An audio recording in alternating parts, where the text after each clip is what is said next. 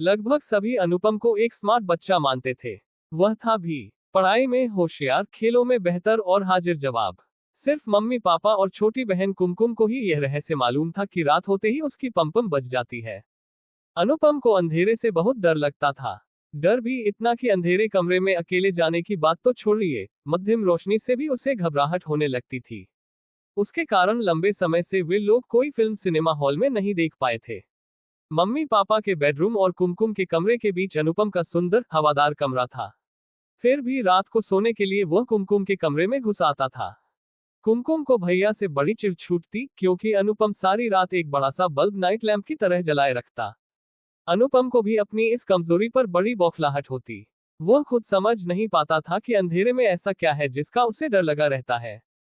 राक्षस, शेर नहीं, वह जानता था कि यह सब केवल कहानियों में या जंगल में ही पाए जाते हैं। मैं नहीं जानता, मुझसे कुछ मत पूछो, यही उसका उत्तर रहता। शनिवार की शाम दफ्तर से घर लौटते समय पापा एक टेलीस्कोप प्रोजेक्ट ले आए। रविवार की पूरी सुबह और दोपहर अनुपम और पापा ने साथ बैठकर डिब्बा भर कलपुर्जों से एक पूरी टेलीस्कोप बना ली। अनुपम को इसमें काफी मजा आ रहा था। उसे अंदाज नहीं था कि रात होते ही यह टेलीस्कोप उसकी परेशानी का सबब बन जाएगी। इसका ध्यान तो उसे तब आया जब रात को खाना खाने के बाद सब लोग तारे देखने के लिए छत पर जाने को तैयार हो गए। इसका मतलब कुम्मी को भी इस योजना का पता था। अनुपम को गुस्सा तो आया, लेकिन अंधेरे का डर उससे भी बड़ा निकला। पापा कंधों से ठेलकर उसे छत पर ले गए। पापा का सोचना था कि चंद्रमा, तारे और नक्षत्रों की तिलिस्मी दुनिया देखकर अनुपम उनमें खो जाएगा और उसका भय भी जाता रहेगा। लेकिन ऐसा कुछ भी नहीं हुआ।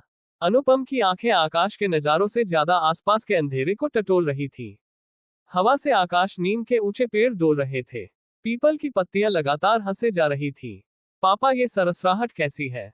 अनुपम ने पूछा। हो सकता है कोई गिरगिट नींद नहीं आने के कारण चहलकदमी कर रहा हो, पापा ने बड़ी आसानी से कह दिया। आधा घंटा होने को आया। नीचे लौट चलने के लिए अनुपम की छटपटाहट लगातार बढ़ती ही जा रही थी। अब तो पापा को भी अपने डरपोक बेटे पर गुस्सा आ गया। गनीमत थी कि उन्होंने अनुपम को एक चपत नहीं लगाई। अच्छी खासी हवाखोरी की किरकिरी हो गई थी। स्नेह सम्मेलन का मौसम था। वातावरण में मौज मजे की खुनक थी। पढ़ाई पर जोर कम था। एक दोपहर क्लास टीचर कक्षा में आए और मेज पर ही बैठ गई। बिना बताए बच्चे जान गए कि आज कुछ खास बात है। एक रेडियो जॉकी के अंदाज में हवा में हाथ लहरा कर टीचर ने घोषणा की कि हम लोग पिकनिक पर जा रहे हैं। पिकनिक पूरे 2 दिन और 2 रातों की होगी। हर किसी को पिकनिक में आना जरूरी है। बच्चे तो खुशी से उछल पड़े।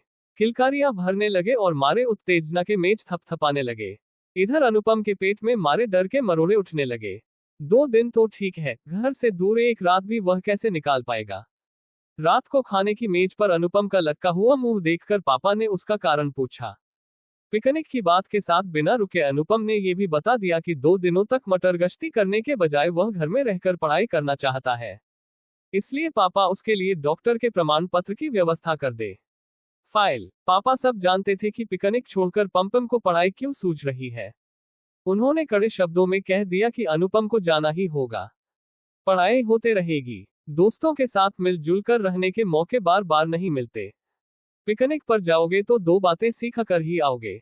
अब तो दिन के उजाले में भी खाने खेलने से अनुपम का मन उचट गया। जंगल के अंधेरे में जो होगा सो होगा, सहपाठियों के सामने पोल खुल जाएगी सो अलग। बड़ा स्मार्ट बना फिरता था बच्चू। आखिर पिकनिक का दिन आ पहुंचा। बच्चे खुशी खुशी बस में सवार हुए। गाते हंसते शोर मचाते सब चल पड़े। अनुपम अपनी सीट पर सहमा दुक्का बैठा रहा। झमझमा फॉल्स पहुंचकर उसने देखा कि जंगल के बीच में खुले हिस्से में 30-35 छोटे छोटे तंबू लगे हैं। यही उन सबको रहना सोना था। अनुपम अपने जैकेट के अंदर हनुमान चालीसा की पोथी भींचे हुए बस से नीचे उतरा। टीचर ने बताया कि हर तंबू में 2 बच्चे रहेंगे। अपना अपना पार्टनर चुन लो। इस बार अनुपम के सामने कोई दुविधा नहीं थी। उसने लपक कर नाहर को जा पकड़ा। सच तो उसका नाम अजीत था और वह स्कूल का जूडो चैंपियन था। दोस्तों ने उसका नाम अजीत उर्फ लान रख छोड़ा था। हिंदी के शिक्षक ने उसका नाम बदलकर नाहर कर दिया था। अनुपम का पार्टनर बनने के लिए नाहर ने हाँ तो कह दिया था, लेकिन उसके चेहरे पर परेशानी के भाव थे। अनुपम खुश था कि जूडो चैंपियन के साथ रहते अंधेरे से निकलकर कोई उसका बिगाड़ नहीं सकता था। रात ठंडी थी। खाना खाने के बाद दोस्तों की हंसी ठिठोली में शामिल हुए बिना ही अनुपम और नाहर बिस्तर में आ दुबके। कंदील बुझाए बगैर ही दोनों ने अपने अपने स्लीपिंग बैग की जिप चढ़ा ली।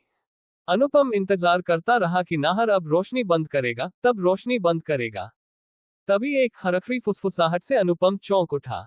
फिर उसे ध्यान में आया कि नाहर उससे कुछ पूछ रहा है।